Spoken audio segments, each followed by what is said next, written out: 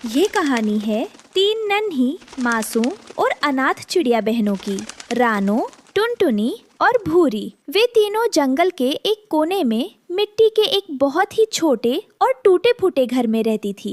टुनटुनी, भूरी, उठो मेरी प्यारी बहनों, देखो सुबह हो गई। दीदी, बड़ी भूख लगी है, पेट में चूहे कूद रहे हैं। रानो ने एक सूखी रोटी के 3 बराबर टुकड़े किए और अपने बहनों के आगे रख दिए। आज हमारे पास बस यही है मेरी बहनों, इसे ही खाकर भगवान का शुक्रिया अदा करते हैं। तभी उनके दरवाजे पर एक बूढ़ी और कमजोर गौरैया आई। वो बहुत थकी हुई लग रही थी। बच्चों, क्या थोड़ा पानी और कुछ खाने को मिलेगा? मैं बहुत दूर से उड़कर आ रही हूँ, बहुत भूख लगी है। रानो ने बिना सोचे अपनी रोटी आगे बढ़ा दी। दादी, आप ये खा लो, हमारी भूख तो आपको देखकर ही मिट गई। जीती रहो बच्चियों, भगवान तुम्हारी आत्मा की तरह ही तुम्हारी जिंदगी को भी खूबसूरत बनाए। दोपहर के समय तीनों बहनें जंगल के खेतों की तरफ काम ढूंढने निकल पड़ी। तभी रानो की नजर मिट्टी में दबे एक अजीब से पौधे पर पड़ी, जिस पर एक मुरझाया हुआ फूल लगा था। वो पानी के बिना बिल्कुल बेजान हो चुका था। अरे टुनटुनी, भूरी, जरा रुको, उधर देखो। क्या हुआ दीदी? हमें जल्दी जाना चाहिए, वरना काम नहीं मिलेगा। नहीं भूरी, जरा उस फूल को देखो, वो कितना बेबस लग रहा है। प्यास के मारे उसकी पंखुड़ियां काली पड़ रही हैं। रानो दौड़कर पास के झरने से अपनी चोंच में पानी भरकर लाई और उस मुरझाए हुए फूल की जड़ों में डाल दिया। जैसे ही पानी फूल की जड़ों तक पहुंचा, एक चमत्कार हुआ। वो मुरझाया हुआ फूल धीरे धीरे उठने लगा। वो एक जादुई फूल था। कितनी ठंडक है इस पानी में। शुक्रिया नन्ही चिड़िया, तुमने आज मेरी जान बचा ली। अगर तुम सही वक्त पर ना आती तो मैं हमेशा के लिए सो जाता।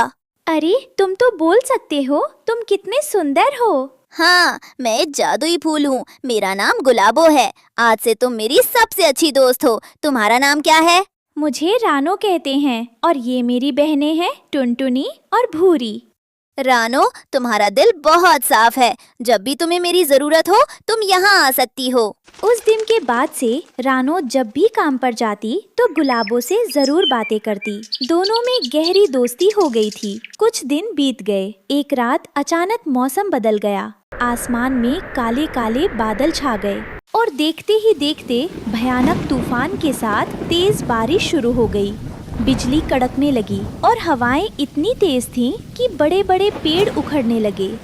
दीदी, मुझे बहुत डर लग रहा है, हमारा घर हिल रहा है। डरो मत मेरी बहनों, हिम्मत रखो, ईश्वर सब ठीक करेगा।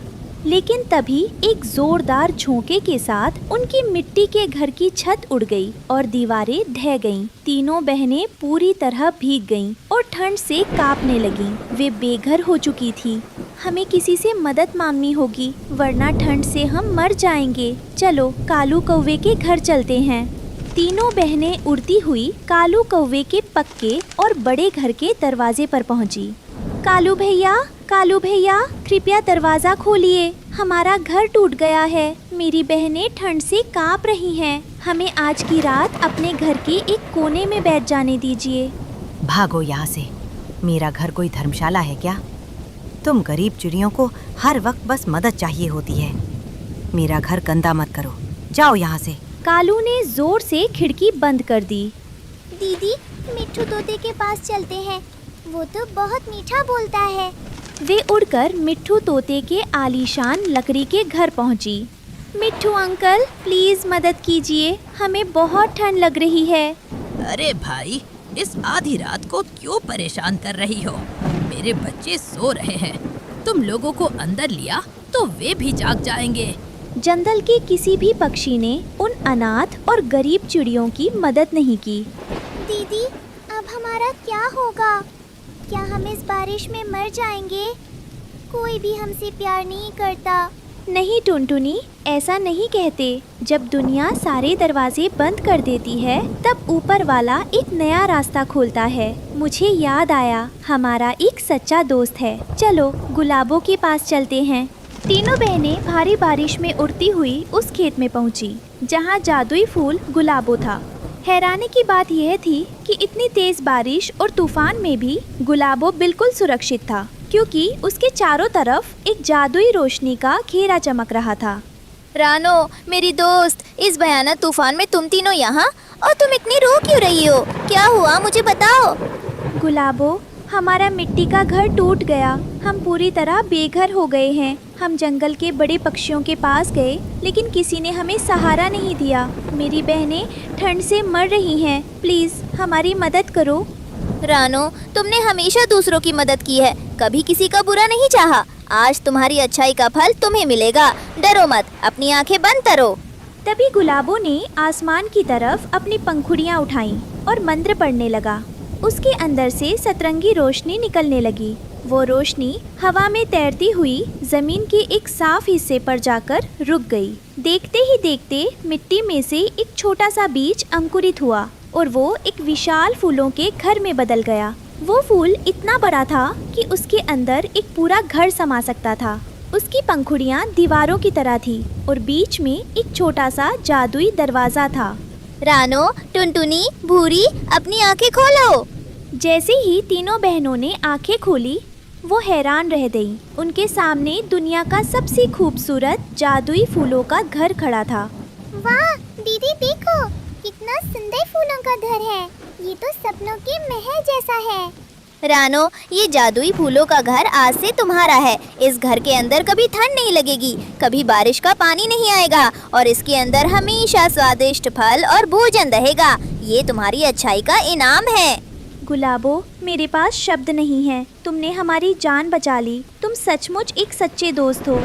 तीनों बहनें उड़कर उस जादुई फूलों के घर के अंदर गईं।